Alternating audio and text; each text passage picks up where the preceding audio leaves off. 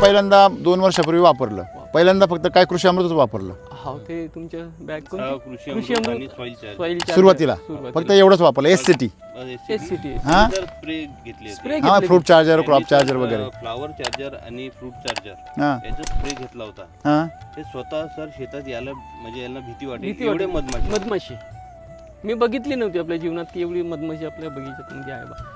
इतकी काय हो मधमाशी हा असं वाटत होतं का आपल्या हजारोच्या संख्येनं भरपूर हा हजारोच्या भोंग आवाजच चालू. आवाज चालत होता काही पूर्ण गाणे म्हणत होते ते आपल्या संगीत चालू त्यांचं. संगीत त्यांचं. बर बर बर. आता ते आपला रोड आहे ना तिथं स्मेल येते ते मोगऱ्याचे झाड कुठे आहे बा म्हणजे हा? बगीचा कुठे आहे बा लोक असे रस्त्यावर?